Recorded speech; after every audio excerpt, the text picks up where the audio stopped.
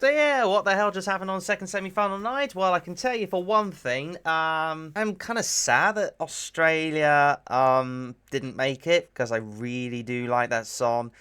You know, it's quirky, it's different, it's about cum, it's funny. I think it should have gone through personally myself, but I can understand why some people didn't take to it very well. After all, it is about cum, whatever way you look at it. But yeah, I personally found it charming, as you saw with my countdown from the second semi-final. It's in my top three. I love it. It's really likable.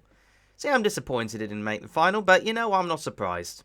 Because it is one of them sort of Marmite ones. Like, sometimes the Marmites do well, sometimes the Marmites don't do so well. It is one of them things. But yeah, in case you didn't catch my countdown, I am actually, even though I do like Malta, I like the Maltese song, I think it's quirky, I think it's different. I mean, for crying out loud, there's also a bit of an innuendo because she was originally serving blah. But it's about women's empowerment, whatever way you look at it. I like her. She seems to be quite solid in terms of her approach, in terms of how she wants to do things. I just now, I don't know if you saw my live reaction to the last night because it was all over the place in terms of the streaming, which I do need to fix, which I will fix for sure. I don't like the staging. I think it's too much. I think it's bamboozling. I think it's just all over the place. You have more focus on the staging and the LEDs than of actually her, which I think is not the point of a song, but somehow it qualified. I guess because of how originally was sort of serving this and all the rest of it. But fair play to Malta. Like, they came last the last 2 years in the semi-final, and now they finally made it into the top 10. So fair enough, fair play. I don't think they made the top 5. I'm thinking maybe circa 8th to 9th or something like that. But yeah, we'll have a quick reminder of all of the finalists in question then, if that's the case. To which here they are in all their glory. Like, I mean, don't get me wrong. I think Malta deserve ultimately to go through. It is definitely one of the better songs from the second semi-final. Understandable. Other ones I want to point out, Armenia. Freaking glad they made it. Freaking glad they made it. They elevated that to a T from the national final over to the main point.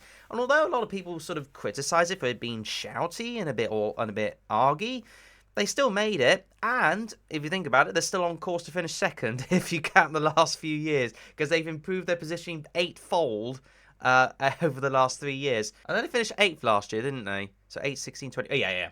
8th this year, or last year if you think about it. 16, 2023, 24th in 2020. Okay, hold on a minute. So 24 was 8, 23 was 16, 22 was 24. So yeah, that a lot of that is on the cards there. Austria, one of the biggie favourites.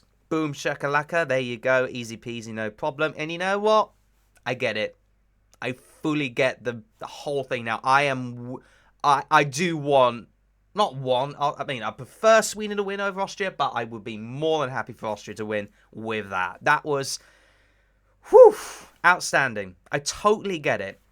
The whole vibe of the staging elements with it being shattery, and all the rest of it, trying to fight against the winds and the worst in love. I think they could have made it colourful at the end, but if they want to keep it black and white, I don't mind it. But his vocals, best of the competition. Celine Dion would be proud. Speaking of which, she may participate. She may enter the whole entire grand final chat in due course. You never know. Denmark, I'm slightly surprised they qualify for, but Loreen 2.0 seems to do the trick. Finland, well, she came to the final easy peasy.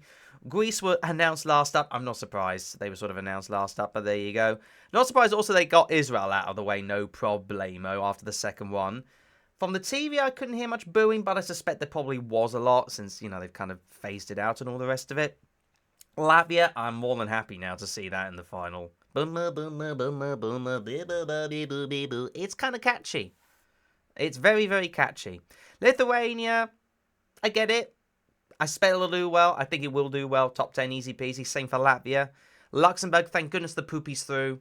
Thank goodness the poopies through. I love it. I love it. I love it. I love it. Otherwise, there was not much else surprises to come about that. Other than the fact that, well, if we're talking about the big 5, France, I also do get now. And I think it could, I'd say at least top 10. I don't think it'll end up on the right-hand side of the board as much as I thought. Maybe it might flop with the televote still for people who don't get the sand thing. But I think they will because she showed a freaking timekeeper thing at the beginning. Like, ugh. But there was a lot of sand. Sand! Sand! And I think also maybe with Germany, that's not going to do well. Whatever way you look at it, that's not going to do well. The jurors are just going to... They don't want to know. They would not want to know that. I would be surprised if they even get double figures with the jurors. With the televote, 40 to 50. So maybe not quite bottom 5, but it's there or thereabouts. And as for the UK, you know what? As much as a lot of people are trying to back them up, and I do want to back the girls up. They are amazing. They're beautiful. They're gorgeous. They know how to perform. They know how to do this. They know how to do that. Blah, blah, blah. They are amazing. The girls I have no issue with. But the song is rubbish. I'm sorry, but if you just took it via song value alone, I have to admit now, it's just not good enough. It's just simply not good enough, and I don't wish it to be last, but it's going to be.